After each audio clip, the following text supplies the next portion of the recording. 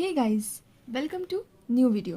तो आज अपन स्टार्ट कर रहे हैं क्लास 10th का इंग्लिश का सेकंड पोएम जो कि है fire and ice, written by Robert Frost.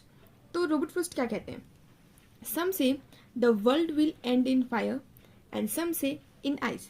तो रॉबर्ट फ्रॉस्ट कहते हैं कि कुछ लोग बोलते हैं कि जो ये दुनिया है कैसे ख़त्म हो जाएगी, आग में, या कुछ लोग कहते हैं कि दुनिया जो ख़त्म होगी किसमें, बर्फ़ में, मतलब बहुत ज़्यादा ठंडी हो जाएगी इस टाइप का। ठीक है। एंड उसके बाद क्या कहते हैं, from what I have tested of desire I hold with those who favour fire. तो फिर रॉबर्ट फ्रॉस्ट बाद में कहते हैं कि मैं उनके साथ जाना चाहूँगा जो कि फायर कहते हैं। क्लियर।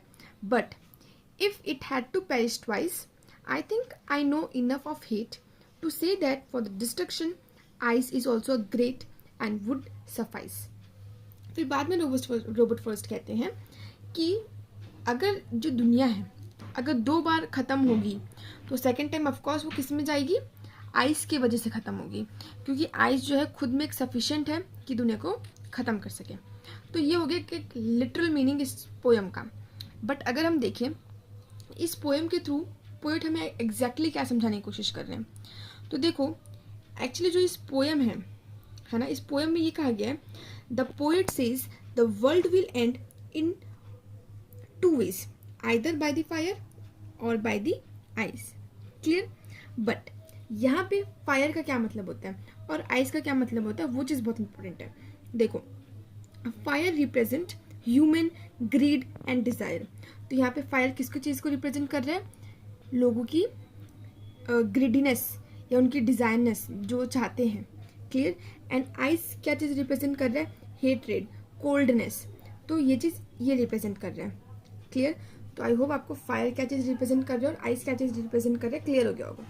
तो रॉबर्ट फ्रॉस्ट कहते हैं कि जो लोगों का जो एक दूसरे के प्रति नफरत है वो कैपेबल है या सफिशिएंट है इस दुनिया को ख़त्म करने के लिए। जो लोगों का एक दूसरे के प्रति क्या है, नफरत। क्लियर।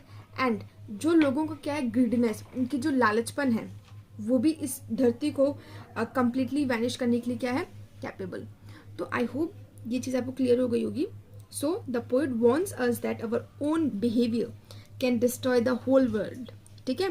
तो greed is dangerous but hatred is just as deadly। So I hope आपको ये छोटा सा पोएम अच्छे से क्लियर हो गया हो।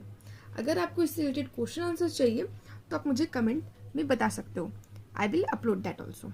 So thank you so much for watching this video। I hope you like this poem and do subscribe the channel for upcoming videos। Thank you। Bye।